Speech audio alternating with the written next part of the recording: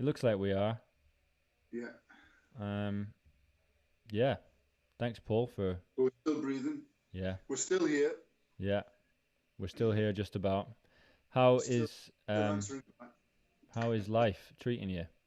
Yeah, life's like in this very, very strange time that we're living in. It's okay. It's I must admit it's good days and bad days really. There's days when I'm kind of crawling the walls and Yeah. not quite so motivated, and then there's other days when I'm really getting stuck into my current writing project, which is an Ibiza chill um, album Ah, okay. uh, with heavy jazz overtones. Ah, I think you were talking So about that to me last time. yeah, yeah. Well, I'm really well into the thick of that now and really enjoying it. Ah, So yeah, so focusing on that, also looking at a couple of fresh arrangements for Van when we finally get back together again. yeah, And of course, like everybody else, all Van Morrison's dates have been moved around, so nobody's on the road right now. yeah. So everything's been moved to back end of this year, and in fact, four dates came in today from the office for middle of next year. So Mm, plans are afoot for us all to resume back to normality, I suppose. yeah, I'm not I'm not sure whether we ever will get totally back to normality. Be honest with you, I think it could have kind of lasting effects. yeah, This whole process, yes, you know, certainly reevaluation of society in certain areas. I think. yeah. Does it have you found that it's made you do any reevaluation at all? Well, I've done quite a lot of thinking about what's going on. There's some interesting theories going on out there. Uh, my reevaluation really is I'm not a socialist at all. I'm a capitalist, but Yeah, I do think, as most people realise now, the people that are on the front line, and that would be policemen and firemen and everything, not just nurses and doctors, should be paid more and valued more. yeah, You know, and I think coming out of this, that will probably be addressed. Um, the 10 years of austerity probably hasn't really worked apart from a select few yeah, in the top end of the FT index. Um, so, and what this has shown up is that all those years of under investment in the health service, etc., um, are really, really biting us in the ass now. So yeah, I do think. I also think it's interesting. People are so clearly living from month to month. A lot of families, mm, even people with the two BMWs and a nice semi and yeah, all that. These people are living on the edge, hooked up to their bloody eyeballs to have all the fancy gear. yeah, And it just takes something like this, and the whole lot comes crashing down. yeah, And I think people have to start thinking about how they bloody spend their money, yeah, and putting a bit away just in case and stuff, which I know a lot of people aren't in that luxurious position of being able to do that and can't help living from week to week. And my hmm, heart goes out to those people. And I've been there, I was a poor struggling musician, and I know what it's like to go into McDonald's in London, in Leicester Square, actually, when I was playing in the covers band at the Empire. That was my first live gig when I moved to London, and I got my first publishing deal, and that was what kept me alive and paid my rent yeah, in my bed. And I literally would go into McDonald's, um, and count the coins in my pocket to see whether I could afford a cheeseburger or an ordinary burger. And yeah, that might sound like a joke, but I was that poor, yeah, you know. So, and I kind of know, I know how that can be. But once you start making a few beans, I think you people have got to look past their nose end, really. yeah. You Musicians know what I especially, eh? mean? And musicians as well. I mean, yeah, yeah, especially for us. But like I say, like we were saying just before we went on air, it is our game is so precarious, as is actors and dancers, most performers really. We are kind of used to the insecurity. I Yeah, think people who work in offices and what have you, who are used to the pension and all the rest of it, and used to that security. Although I know there isn't any jobs for life anymore, but still, Yeah. in that business sector, there is a security when you've got a steady job.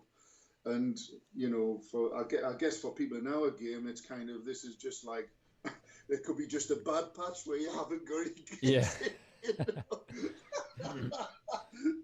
Maybe you didn't acquit yourself too well at Ronnie's the other night.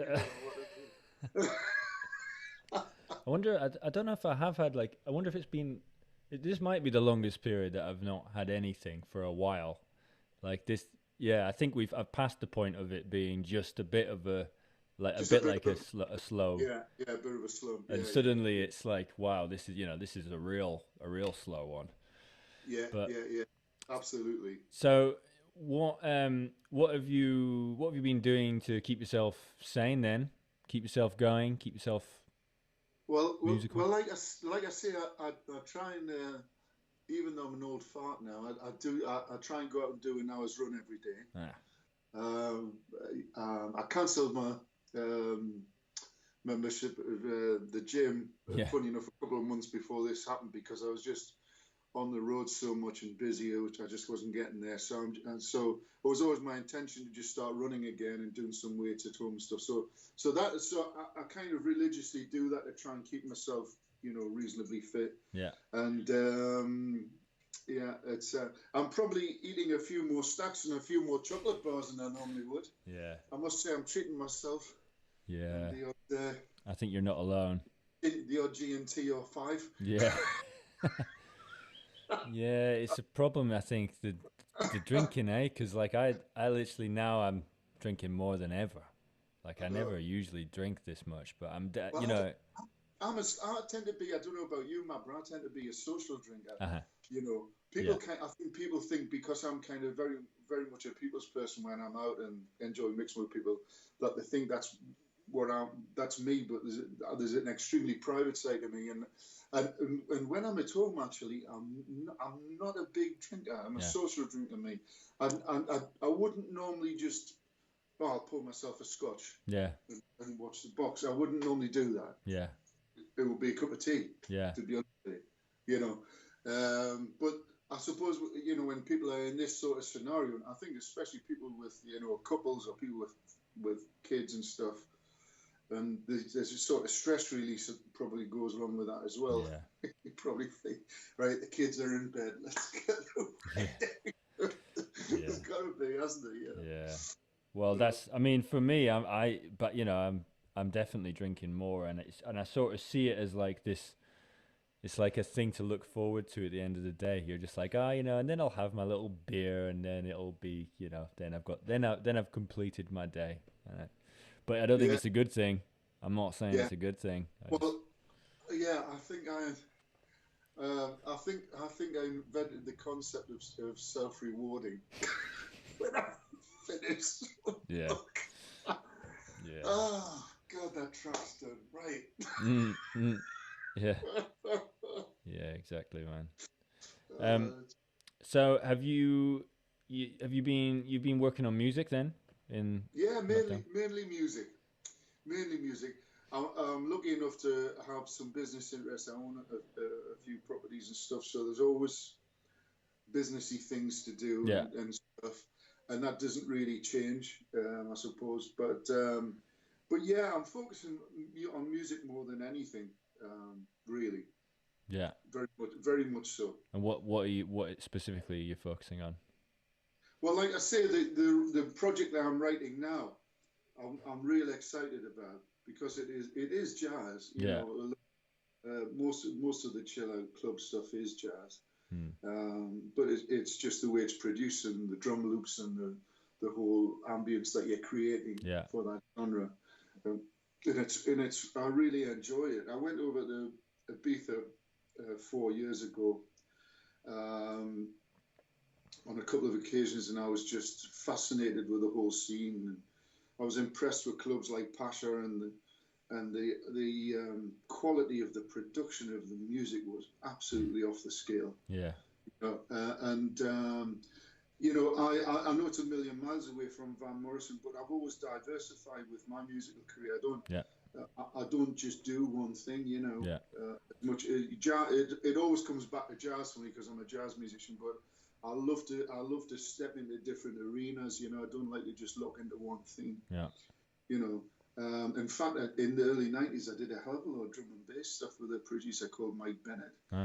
And he would pull artists like Toya in and people like that and have them doing tracks. And we had a ball over at Bucks Music in Notting Hill Gate at the time. And I enjoy that. And then I put a tux on and play with the Johnny Howard band and do a function at the Grove House on the night. It was nuts, really, when I look back on it. But I don't know. I've just never had a problem stepping in and out of different parts. It doesn't bother me, you know. So does that mean that in this circumstance, you're pretty well set up then? Actually, you're quite, you know, because you can just go straight into right bang. I can do some production. I've not got gigs, but I love production. Yeah. That's what I do, and it's something. It's part of your life. Yeah, exactly. Which is bedroom work, isn't it? Well, hopefully studio work. When this drops, I'll hopefully be able to market it and get it out and do all the usual stuff that I think people are still trying to do stuff now and get stuff out, but they're postponing the launch of big movies onto the Bond movies being put back and different things, which kind of makes sense. You can't really have a red carpet do at the Odeon unless they're square at the moment, can you? No. So I suppose everything's a bit on hold. I think it's that whole limbo thing that kind of feels a bit weird for me, you know. Yeah. And it does feel strange sometimes getting out of bed in the morning. And it's just like, if you don't structure the day yourself, there's no real meaning because you don't have to be somewhere at a certain time. Yeah. I must admit, I have noticed a little bit of a change with me feeling less stressed. Yeah. I can really feel that. And I would imagine obviously I know the financial hit isn't great for any of us, of course not. But from a stress point of view, which we know is a killer, I reckon a lot of people will probably be in a bizarre way benefiting from this breather. Yeah. Yeah. Who might have been on the edge of a heart attack, you know? Yeah. No, I do agree with you. With high pressure jobs, you know? Yeah, it's interesting. As I go in and further into this, I'm completely with you, man. Like are you kind of reevaluating things maybe for how you conduct your life when we come out of this? I don't even know if I'm like I'm actually just I don't know. Actually, I don't know. I haven't reevaluated. I don't think. Maybe I have. Maybe I've very briefly thought to myself, you know, do you want to do that? Do you miss that? But right, for me, it's not been so much of a reevaluation. It's been a time to work out what I want to play. So I guess that it is a little bit, but it's basically you got this time and you're like, right, okay, what makes me excited? What do I want to work on? And that's, for me, that's been very nice. And I like actually part of me, I love gigging. Gigging is like, you know, probably the main thing. But after gigging, for me, it's practice. The rest of it, I don't mind. I actually don't really, I don't get that much out of the social side of things. I really love doing the gig, and then I like to go and practice. That's basically where I'm at. So I've lost like one thing, but I get loads of time to practice, and it's fun, man. For me, it's fun. Sometimes though, you know, I'm saying that's a good day. Today I'm having a good day, but yesterday I woke up and I was like, what am I doing? Why am I practicing? What are we doing this for? You know, it's swings. It goes round and round. Oh no, well, exactly. It's like, you know, like keeping my lip in on the trumpet, and then it's like, well, why? Yeah. Another bloody 3 months. Yeah. But at the same time, you've got to have it. Also, for me, it just seems like there's something missing in the day. Yeah. If I don't do any practicing, yeah. You know what I mean? Yeah. I've got to do some, you know. Yeah. So it's for me, my dad would be, if my dad heard this, my dad's a professional musician as well, and he's one of the most natural musicians I've ever known in my life, and I'm not just saying that because he's my father. extremely gifted, and he's one of these people you can just go to a music shop and pick any instrument up and get a song out of it. He's never played it in his life. He just gobsmacks me, on a regular basis. Yeah. And because he's got so much natural ability, he's an alto sax and clarinet player. Yeah. And plays organ as well. He had an adversity to practicing. I know he practiced real hard when he was younger, but he kills me. My dad, he would much rather go to a car showroom and check out all the new motors and probably foolishly purchase one and trade his in. Yeah. Than do 2 hours woodshedding in the bedroom. Yeah. That's funny. That was what my old man had. A totally different concept. Yeah. It worked for him. Yeah. Well, it's funny. My grandfather's exactly the same. I asked him because my grandfather's in lockdown, obviously, and he's a jazz clarinet player. I call him maybe once every couple of days and chat, ask him, work out, just to see what he's up to. I say, "You been practicing, Granddad?" And he's like, No. I can't be bothered. I don't do that. I did that. I finished. I can't be bothered. I finished that. And it's just like, no worries. He's just happy to rewatch cricket. Actually, he's just watching reruns of cricket. He's happy with that. All right. Well, actually, funny enough, I mentioned listening to Noel Gallagher talking on Talk Sport when we were off air, and he was struggling to motivate himself after a 2-week spurt of writing. He said, yeah. At the beginning of it all, finishing a few songs after he'd started and things. Yeah. But he was saying he was watching the reruns of the cricket. Oh, right. Okay.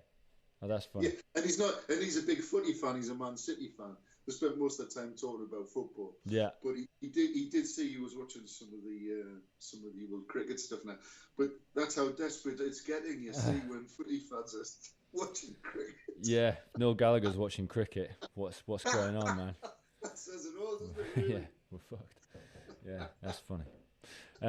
So what are you what's your like day? What do you do? So you're saying about giving yourself a structure. How do you do that? What do you do? Yeah, I get up, take about 110 vitamins, try to have a healthy sort of breakfast, and then I'll go to the office, do my emails, and then I'll probably get the old shorts on and go out for a run. So you go running. You go for the exercise pretty quick. Pretty quick, yeah, kind of. But I'm saying pretty quick. By the time I've got all that sorted, it's like midday. Okay. So it's kind of like round about then. Yeah. Midday 1 or something. Get that done, then come back, get showered, feel human, and then I'll stick Cubase on and start looking at doing some writing, get all the gear on, and start looking at just getting back into the project, And so, do you find that that you're writing, that it's difficult to write for long periods of time like this? Because I know that if you do a lot of writing like this, you must spend big chunks of time writing, and then you must at some point get out of that and then appear in some sort of social situation, or perhaps go out somewhere. Just situation, really, apart from phone calls and FaceTimes and stuff. It's none of us have got any social, really, have we, in that respect? Yeah. So I guess the highlight of the day is go to Marks and Sparks, Yeah. So. So that's the thing is. So there might be a day, actually, when I decide not to write, and I'll mainly do a bit of woodshedding on the piano and the horn, and then I'll maybe make a bit of a treat out of go down, do a beer shop and shop and stuff like that, and just break the day up. Yeah. But I'm always looking to to get things done that I normally wouldn't have time to do. Yeah. I think I spoke to you about wanting to do more jazz gigs with my Hammond-based band, Smoking Baby. which I'm sure you will guest upon at some point. Love to. And So you're working on that at the moment. Now would be now is probably a good time for me to be perhaps approaching a few people and looking to putting something in place for the future. Yeah. Obviously, anything that I do has to fit in with what I'm doing with Van, and has to be on dates when I'm not on tour and stuff. Yeah. So obviously it's a kind of little bit of a liquid situation right now, but it's probably a good time. Same for you with your projects as well. Yeah. It's probably a good time to keep in touch, at least with your promoters and what have you, and venues, and because this isn't going to last forever. I think you kind of start to feel like this is the norm, but it's not. It's gonna slowly change. But like I said to you earlier, I don't think it's just gonna suddenly happen. I think it'll be quite gradual, and I don't know whether people will get back to where they were before. They might approach things a little bit differently. Really don't. It's how does anybody know? My crystal ball's away at the jewelers at the moment. So exactly what's going on. Yeah, I think that the hardest part for musicians is actually going to be, because I think we're going to be the last people that go back to work, or some of the last people, because could be because it's the social aspect. I'm not even sure whether people are going to be happy about going to really busy pubs shoulder to shoulder anymore. Yeah, so I feel like we're going to be the last people who go to work, or I mean, maybe not everybody, not all of us, but there will be. I think musicians will be some of the last people, and I think it's going to be difficult for musicians to when we're in one of those halfway points. When it's like sort of when everyone's back to work and everyone's sort of like factories are back, people are sort of allowed to go to the office, but they're still not opening bars. Perhaps that's when musicians are going to be feeling like, for God's sake, this is so annoying, because everyone's out, everyone's forgotten about it, but. That's what I'm a bit worried about, but I mean, I don't know if that's going to happen. I don't want to spread anything. Well, at the same time, when things are bad, I mean, you look back at World War II and Glenn Miller playing when the bombs are coming down and stuff, in the open air and stuff, and I guess everybody needs cheering up, don't they? And they turn to music. That is true. There's going to be a lot of parties. So there's going to be a hell of a lot of parties, so we might end up doing quite a few privates. Yeah. A few big swanky houses in Totteridge Lane might be having big bands in, you never know. That's true. I think we're probably all going to have to perhaps we should all be getting ready to play very happy music. I don't know, because there's a lot of us out there who perhaps play intense music or play music that's somber and play this music that's sad. I feel like we're probably all going to have to get ourselves a post-lockdown set, Absolutely. Everybody's going to have to get that Acapulco songbook out. My granddad would like that. Exactly. Yeah. And we'll stop playing trad. That's it. Everybody will be switched on from that moment. Yeah, perhaps. But no. Seriously though, I think you're right. Commercial music will be where it's at initially. Yeah. Whether it's pop or rock or trad jazz or whatever. But like you say, I think uplifting music's what we'll need. Yeah. And it's funny, I sometimes look at there's a great radio TV station now 70s, and they play some really good old stuff from the disco era, Yeah. And I unashamedly love disco music, and I don't care. There was a period where people were frightened to admit it, but when you analyze disco music, it was a form of dance music that had every genre of musicality covered. Yeah. If you looked at my favorite band of all time is Earth, Wind and Fire. I don't mind. So I'll say that right now. And if you listen to their albums, I was lucky enough to see them live in 1990 at the Albert Hall, the Royal Albert Hall. They were absolutely astonishing. And if you listen to their tracks, you've got great arrangements, great songs, great string arrangements, great production, great vocals, great everything. Yeah. With one of those bands, and a great groove, rhythm sections without click that are just so locked in. Yeah. You listen to your Harvey Masons and guys like that who could just set a groove down, and you could set your watch by it. Yeah. But everybody locked in, you know. Man, disco strings are super hard. Like. Well, yeah. It's amazing. So it was a killer era if you arrangements and it was a particular style of arranging, of course. I mean, for strings, for string writing, it's all about violins. Yeah. There's hardly any cello or viola at all. It's all violins. Yeah, and it's all really high up. It's all high end. Yeah.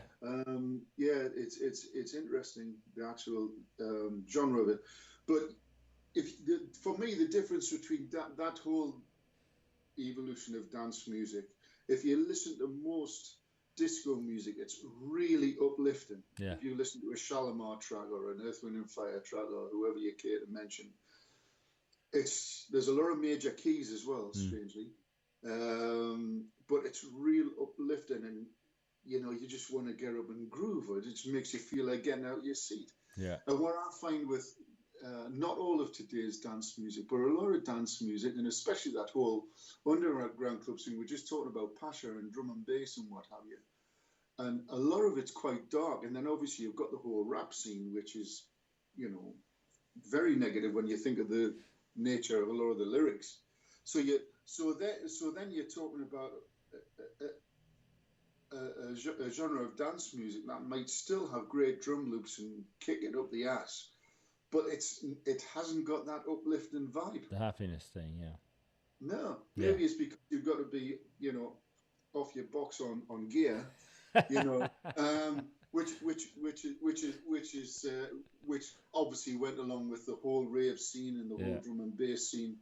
The gear and doing drugs and the music were one, really. Yeah. But nonetheless, it's when you analyze it in the cold out of day, when you're not off your tits or whatever, and just compare it with a jumping, marvelously produced Earth, Wind and Fire track, it's night and day. Yeah. How it makes you feel. Yeah. Yeah. I'm sorry. If you remove being stoned or whatever out of it and just say, right, how does that make you feel? How does that make you feel? To me, it's like day, but it may be just because I don't get it. I don't know. Well, I mean, you must get it to some degree because you make a lot of that music, and you make you make club. You're talking about playing, liking music from a beat and making that music. So you must get it to some degree. But you can have a preference, or you can have even that's not even a preference. That's you just making decisions about how it makes you feel. Sometimes you might not want to feel happy, go up all the time. Well, yeah, you would. There's times when you want to just put a Moody Miles track on, and you don't want to be uplifted at all. Yeah.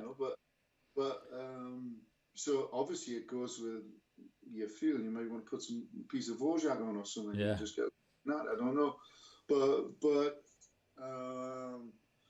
if we're just talking purely about eras, and I think it's reflected in society, isn't it? Because it was a whole different world then, where that music was spawned was such a lighter vibe. Yeah. I lived through that. Probably a lot of people on this podcast listening in are a lot younger than me and didn't live through. I was only a kid in the 70s anyway, but that whole 70s thing. I was a teenager in the 70s. I was a kid in the late 60s. Yeah. So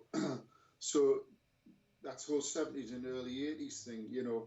It was even though there were strikes and all sorts of nonsense going on with the economy and the Labour government and the fights in Parliament and all that, and But you look at all the new music that came out that time. It was just so creative. Yeah. You know, you had funk, you had disco, you had punk rock, you had heavy rock, you had metal. Yeah, that's true, Yeah, actually. all this stuff was all just coming up, Yeah. and it was brand new. Yeah. It wasn't people copying each other. Yeah. It was like, this is brand spanking new. Yeah. It wasn't people sampling shit and, Yeah. you know, this is like happening now. Yeah. It was an amazingly creative time, you know. Yeah. 70s. You know, and it was reflected in that kind of carefree attitude people had then. And I think the world's a lot more serious now, really do. You know, Yeah. it's an awful lot better, and we've made massive strides in all sorts of areas. But it's serious. So in a lot of ways, it's a far better world. But I do miss that spontaneity and slight naughtiness and just people were kind of light, a bit lighter. I think, you know, I would just say. I think, you know, and me, you know, but I do believe that things go around in cycles, perhaps. Aye. So we'll maybe come round to that again. Well, hopefully. Things have a kind of tend to rebalance themselves eventually, don't they? You know. Well, I imagine after this, everyone's just going to be like, "Fuck it," you know. It could be party central, couldn't it? After this, Man, I can't imagine anything else. If you ever want a good reason to, like, you know, go for a party, it's well, this. You think it's square or DD, you know, I mean, it's going to be the same sort of thing, isn't it? Yeah. It's going to be like, yeah, okay, let's go, baby. Yeah. Although, you know, we're all going to be skint, so. Yeah. Yeah. Well, yeah. We'll just have to be Could be a couple of cans of special brew. Aye, we'll all be on the strong beers, you know. We'll just buy a couple of cans of strong ones, and they will have a great night. So, just a couple more things before we finish up. What have you like found yourself drawn to any like new music at all whilst you've been on lockdown? Have you found a new thing, a new thing that you've got fixated on at all? I haven't really, to be honest with you. Is it been sort of delving into the stuff that you love? Is that? I tend to do that, yeah. Is it, yeah? And for me, it's a bit like comfort food. Yeah, yeah. We're talking about comfort eating and comfort drinking. It's true. You know, it's a bit like comfort food for me, and it's like, you know, I'm going to go and put, you know, some of my favorite Oscar Peterson on or whatever. If I want to kind of drag myself out of the doldrums, you know. Yeah. Well, you know, it's funny is there's a lot of the stuff that's like coming out in about coronavirus and about our lockdown. A lot of it's all based on like, so what new skill are you gonna get into, and you should come out of lockdown with a new blah blah blah. And it's like, well, no, I shouldn't do that. Maybe I just want to, you know, just enjoy myself in my room with my stuff that I like and listen to some stuff that I like. Yeah. No. Just it was a sort of question, wondering if, you know, because I guess people do different things. I actually have found myself. I've been getting really heavily into like Indian music. I've just been really enjoying it. Getting up in the morning, just sort of listening to it, doing a bit of practice with it as well. But you know, really in the area, all the quarter tone stuff now, all those incredible scales and stuff. I've never really got into Indian music. Yeah, Maynard Ferguson got massively into it for a while. Oh, really? Mm. Oh, that is really interesting. I want to check. He did a fantastic album. Check it out, called Maynard Ferguson Live and Well in London. And he had a British band at the time. It was all British lads. He was the only young, and it featured guys like Alan Skidmore on saxophone and people like that. And a very, very hot band. That's a great album, actually. But there's a few of the tracks start with sitar. Ah, okay. I've got to check that out. That'd be really interesting. He actually went over there. He got into it for a while. Yeah. Interestingly. So, yeah, that's a really interesting area. Yeah. To look at. I did have an interest already. What to it, Matt? Say that again, sorry. What switched you into it? What made you, hey, I'm going to delve a bit further? Well, I already had an interest. I actually went to India at the big start of the year. and I studied some music with a teacher who I'm actually still studying with over Skype at the moment. And then Oh, so I was sort of like enjoying practicing it anyway, or just certainly enjoying listening to a lot of it. And then sure. when this came in, so I guess it's not a new thing for me really, but it's like it's just a thing that I've just brought just put my attention to, so something to do in this room.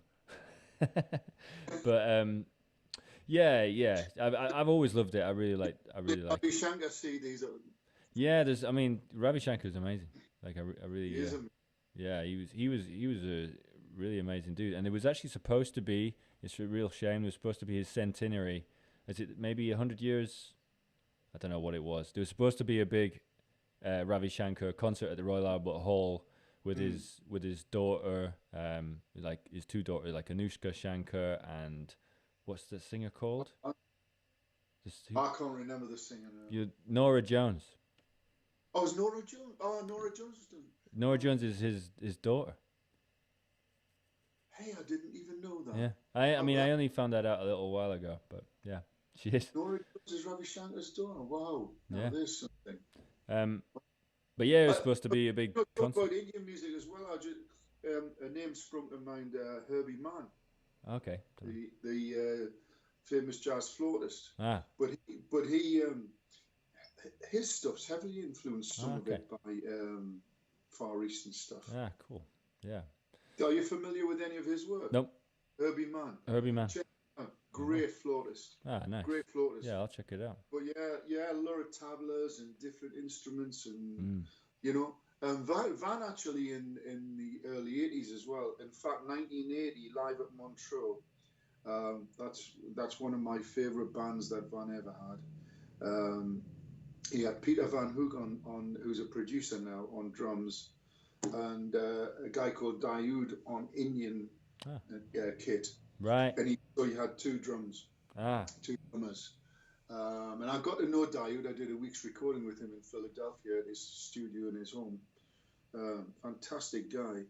But that was such a creative band. I'll check that out. Pee Wee Ellis on tenor sax, and Ah. some real heavyweights Yeah. in the band. Wonderful, wonderful band. But yeah, I mean, so I guess it's no surprise that someone as creative as Van would look into those areas. Yeah. Exactly. Yeah. I But mean, it's it's a fascinating area, that whole Far Eastern thing, isn't it? yeah. They just in India they well the Indian music they look at they look at well there's no harmony really as such in the same way that we see harmony. They're not always having to bother themselves about whether you can make chords out of scales. So if you don't have to Mhm. worry about making chords out of scales, then your scales can be as create you can have as many scales as you want, and they can be Outside as you like. yeah, there's you can have as many semitones in them as you want, because actually that's the issue is if you've got too many semitones in a scale, your chords are going to sound absolutely terrible. They're not going to it's not going to work out. But this is the thing is they don't really have to make chords as such. So the chords do exist. They do imply things, and you hear things, and you're like that sounds like a Yeah, change, but it's not yeah, really. And that's the thing. And suddenly there's a wide open world, and it's a lot deeper than that. I mean, I'm sort of yeah. Of course, that's saying one simplifying. side of it, but and then the rhythmic side of it, they have a real. I was talking to a good friend of mine who's been studying it for a long time. He says they've got a really good, like three-dimensional way of thinking about rhythm. We think of rhythm 1, 2, 3, 4, and we're like, yeah, no worries. And I guess you got a bit of three in there, and you can do a bit of odd time stuff, but a lot of the time we think of things in a very one-dimensional, maybe Linear, yeah, two-dimensional way, but they yeah. they'll look at rhythm from every aspect, and they'll put it into they'll put things in there that you would think are obvious, but we just would never have thought about them because we don't think about Mm. it, I guess, in the same way. You But don't think in that within that frame. yeah, Yeah, yeah, but yeah. it's a real interesting world. It's quite fun to delve into. But so I'll just quickly ask you last question. What's your weekend looking like? What are you gonna do? Oh man, I thought I'd go to the match. Have a drink afterwards. There's two people playing in the park, down the road. So Yeah. no, no, seriously, it'll be. I actually lose track of what day it is. Yeah, so do I. Every day is pretty much the same, if I'm totally honest. So it won't be tomorrow. Definitely won't be much different than today. I might have a bit more to drink. Yeah. So you're not differentiating between week and weekend then. You're just sort of like, Really? we've got. I'm just plowing through Yeah. it. That's good to hear. I wonder how long you're going to last with that, eh? Oh, Do you reckon you'll be able to do that for just sorry, indefinitely? like I say, about areas of my life, especially the daytime side of it, is probably so bloody boring. It's the inner drastic change. Yeah. Yeah, it's funny. But no, it's like you said. It's just like we've got to try and keep our heads together, stay productive. Yeah. And because we will come out of it, and you want to be ready when we do come out of it. Yeah. We're going to hit them right between the bloody eyes. Yeah. So let's do it. There'll be a lot of good music. That's for sure. There will. Okay, man. Sure. It's been nice to chat to you, and I hope you stay safe. I hope your family stays safe, and all this. Nice to do it. I'll just all the best to all the listeners as well out there. I hope everybody's well and not crawling up the walls yet. Yeah. Well, I think that everybody is going in between being great and having a really terrible time, and it's just always between the two. It's fluctuating between the two. I agree totally. Yeah. All right, man. Well, okay. Let's do it. Let's do it again soon, man. Yes, let's do it. Nice to chat. I'm just gonna finish the call. Yeah, you too, man. Cheers, man. See you soon. Yeah, see you, man. Bye. Have I did that now? Or have I ended the call? Musical director for Van Morrison, and I enjoyed that. I hope you guys did too. You can subscribe to me on YouTube by clicking wherever that is down there. You can find these as audio only podcasts on all the podcast apps, and have a good weekend. Bye.